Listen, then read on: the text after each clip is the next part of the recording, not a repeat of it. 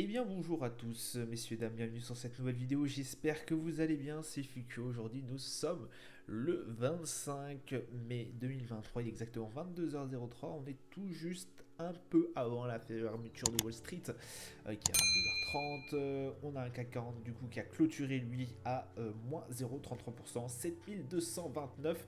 On n'a toujours pas réussi à réintégrer et à accrocher ces 7300 points.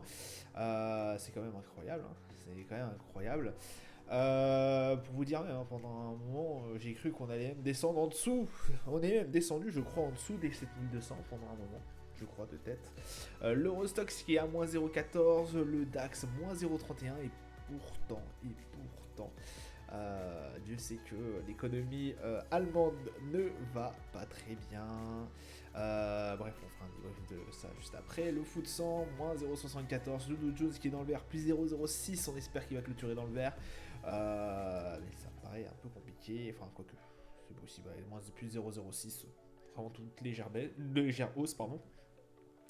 Le Nasdaq lui monte très très fort, plus 2% et quelques, plus 1,98 pour l'instant. Le Nikkei 225 plus 0,39. On a un pétrole Brent à 76,26$. Le 11 d'or à 1939,90$. Belle chute hein, aussi sur le 11 d'or, moins 0,89%. L'euro USD à 1,072. Un bitcoin à 26 231$. Palmarès du SRD, on a Aramis Group qui fait un plus 13,92, un Adosia à plus 10,53 et Swatec à plus, 60, plus 7,74. Au niveau des plus fortes baisses, on a Téléperformance à moins 5,70, de Richebourg moins 7,02 et Believe qui plonge à moins 7,49.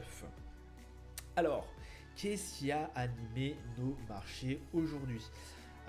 Beaucoup de choses. Alors déjà, au premier abord, on n'a pas eu trop de nouvelles pendant un bon moment, hein, mais voilà, on n'a pas eu trop de nouvelles sur la dette américaine. On est toujours très très vigilant.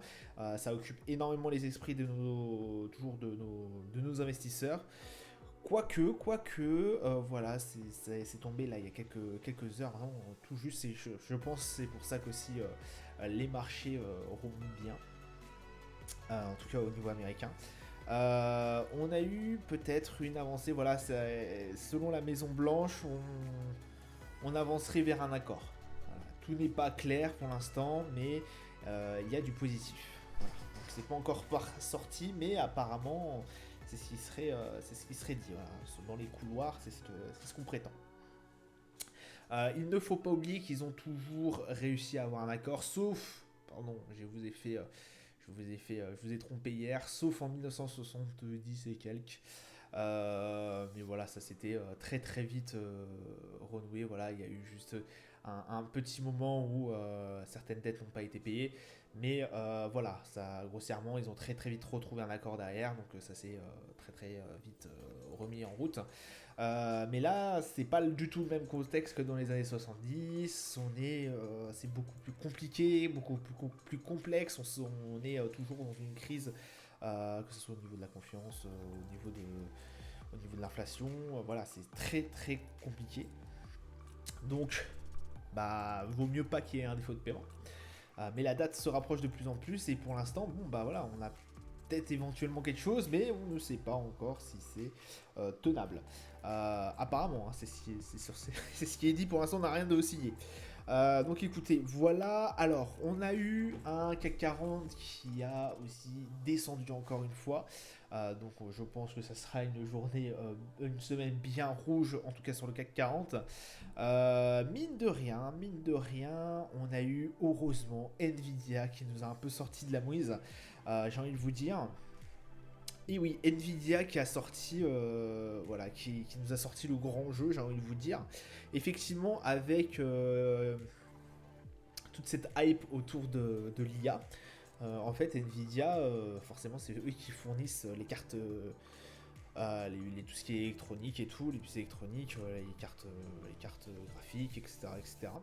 Dont ont besoin en fait les puces électroniques, etc., dont ont besoin les data centers, notamment voilà, pour fonctionner et pour justement générer cette intelligence artificielle. Donc forcément, si on touche à tout cela, vu qu'il y a une énorme explosion, une énorme hype sur la tech, sur l'intelligence artificielle. C'est pour ça aussi que le Nasdaq monte en pointe en ce moment. Bah forcément derrière on a des chiffres qui sont absolument excellents. Donc là on a les cartes graphiques, voilà, ont explosé tous les compteurs. On a eu, je crois, je sais plus combien de milliards, pardon, qui a été, je crois qu'on a gagné un chiffre d'affaires de 7,2 milliards. Donc du coup, en hausse de 19%. Donc en séquentiel, pardon. Donc ce qui est énorme. On a aussi la capitalisation qui s'approcherait des 1000 milliards de capitalisation. On est à quelques milliards près, je crois. Donc vraiment, c'est un truc de fou. On a aussi le Nvidia qui anticipe son chiffre d'affaires de 11 milliards.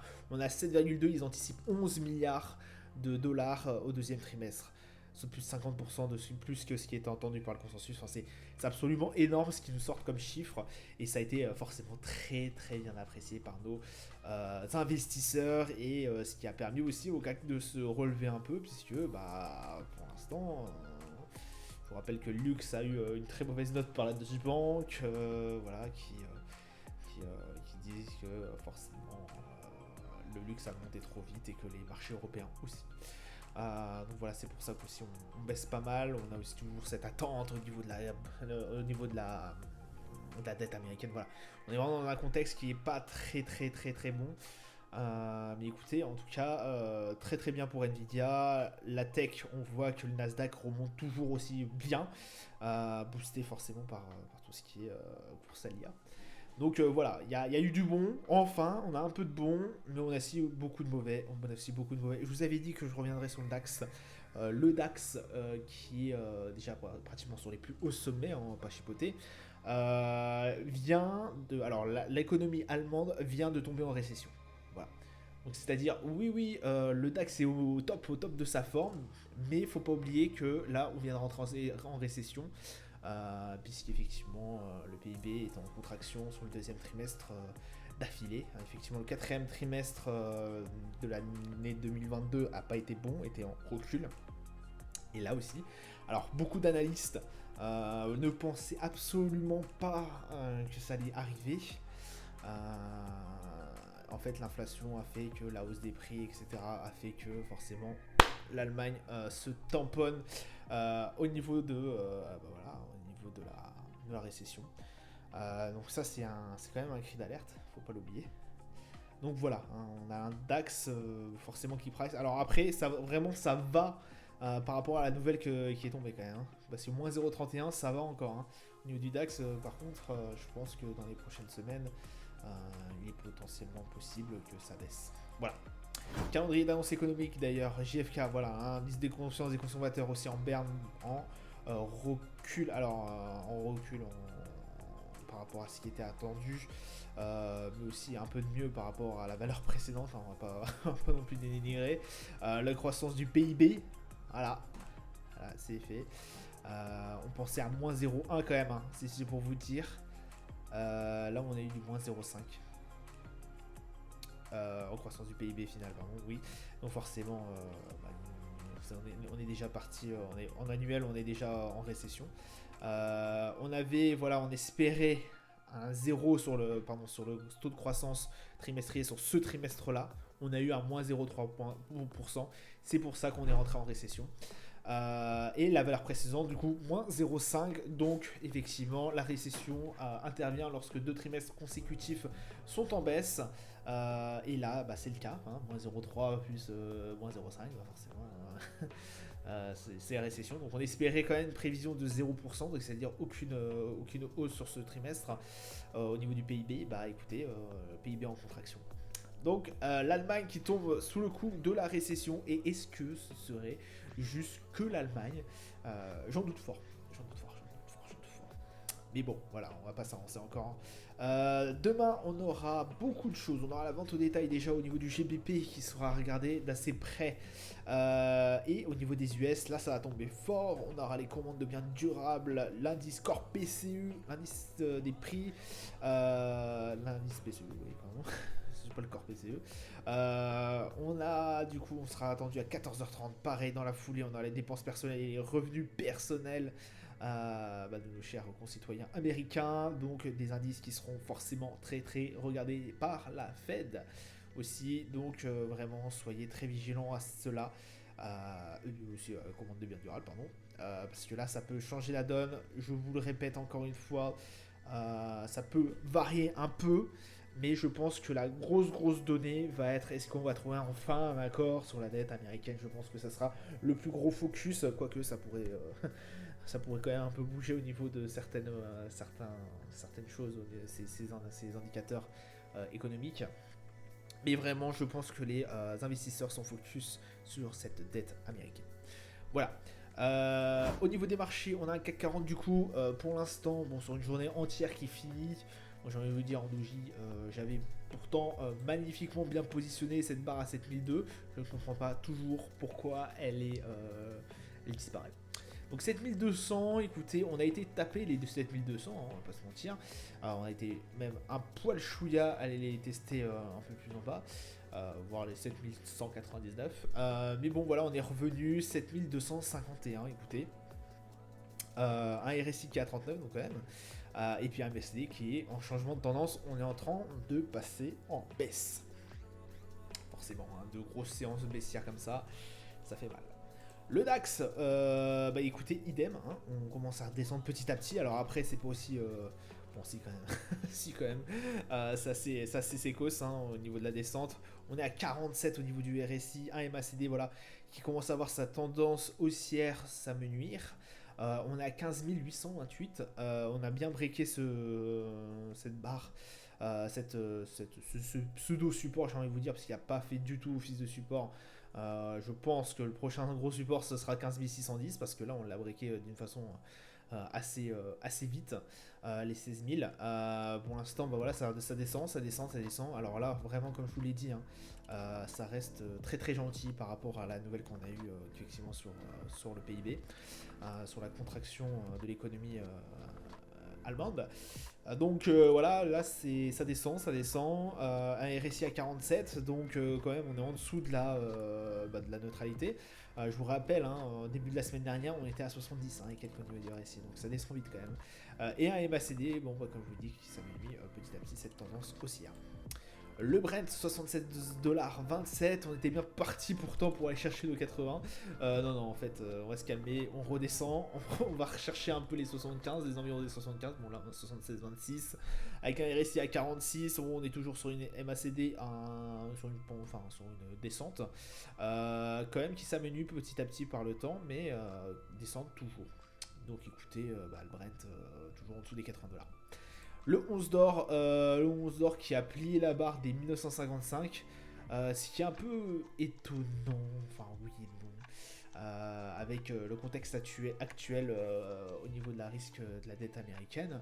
Bon, ça descend quand même toujours, on est à 1940, on voit bien que là, on reprend les 2000, je pense que les 2000, on les verra pas de sitôt, et de toute façon, ça me paraissait difficile d'avoir les 2000, le 11 d'or, malgré cette hausse qu'on avait eue pendant un bon moment. Je vous avais dit que ce niveau des 2000 était très compliqué. Et bah comme quoi, j'avais raison. RSI à 37, donc là on se rapproche vraiment dangereusement de la barre au niveau de la zone de survente. Donc attention aussi, un MACD, bon bah voilà, en changement de tendance, on commence à se voir dans le rouge quoi. Forcément, hein, là ça descend depuis le 3 mai, là, depuis début mai, là, ça arrête pas de descendre, donc le 11 d'or pour l'instant, qui est en descente. Voilà. Le S&P, le S&P qui reste cloué pour l'instant, il sort tout juste du vert là, hein, à 4150, ce support. Maintenant, j'espère que ça jouera le rôle de support pour l'instant.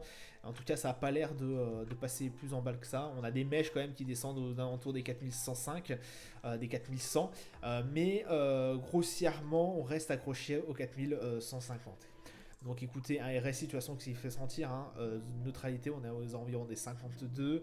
Un MACD, bon voilà, c'est en grosse tendance, voilà, une petite tendance haussière qui s'en dégage, mais pas non plus énorme. Je vous répète que cette barre là des 4000, cette résistance a été cassée pour moi le 17 mai, mais après on est redescendu très vite. Donc est-ce que ça jouera vraiment l'office de support? Pour l'instant, ça a l'air plutôt de bien tenir. Je pense que voilà, ça jouera plus l'office de support que de résistance. Et puis pour avoir une prochaine résistance aux alentours des 4003. Le Nasdaq, bon, le Nasdaq en folie, hein. Forcément, l'IA, machin et tout, voilà, très excité, très très bien. On est pratiquement allé chercher nos 14 000 pendant un moment. On a un RSI là, voilà, qui est à 69. On a une MACD, voilà, bien belle tendance haussière. De toute façon, ça n'arrête pas de monter depuis le début mai, lui. Donc c'est vraiment parfait. Le Nasdaq qui reprend des couleurs, ça fait plaisir à voir. La tech américaine qui reprend, voilà, forcément. Avec tout ce qui se passe au niveau d'OpenAI, Microsoft, etc. On se gave sur la Bard. Voilà. Bon, Bard, il avait pas fait des débuts non plus très prometteurs, mais bon, voilà, ça, l'IA qui redynamise un peu la tech américaine, voilà, qui remonte hein, quand même progressivement. Donc écoutez, c'est très très bien. Ça fait plaisir à voir au moins un indice où on ne s'embête pas, hein, pour rester poli. Contrairement au Dow Jones, alors le Dow Jones là il nous fait une petite descente. Il m'a fait flipper au bout d'un moment parce que quand même on a été chercher les 32 000, pardon, les 32 649. Alors pour l'instant apparemment, voilà, même si on prend la mèche la plus basse, techniquement, j'ai dit bien techniquement, vraiment là où il y aurait un point de rupture, ce serait aux alentours des 32 500. Voilà. 32 500. Si ce niveau des 32 500 saute, et ben écoutez, je pense qu'on pourra dire que on aura un prochain support aux environs des 31 800. Pour l'instant, pour moi, ce support des 33 000 tient toujours. On tient toujours. Même malgré qu'on soit à 32 766, voilà, on n'est pas à une centaine, plusieurs centaines près, j'ai envie de vous dire, au niveau du Dow Jones, vraiment. Par contre, si une mèche, si ça clôture en dessous des 32 500, je pense que ce support des 33 000, des 33 000, ne tiendra plus. Voilà. Voilà. Parce qu'on a eu plusieurs mèches là qui sont descendues à ce niveau-là. On a vu que bah là, vraiment, là, on a eu aussi la même chose. On a une mèche qui descend. Pour l'instant, on est à 32 700. On a eu des mèches qui sont descendues aux alentours des 32 500, 600. On s'est fait rejeter. Donc, il y a des positions acheteuses juste avant la 32 500.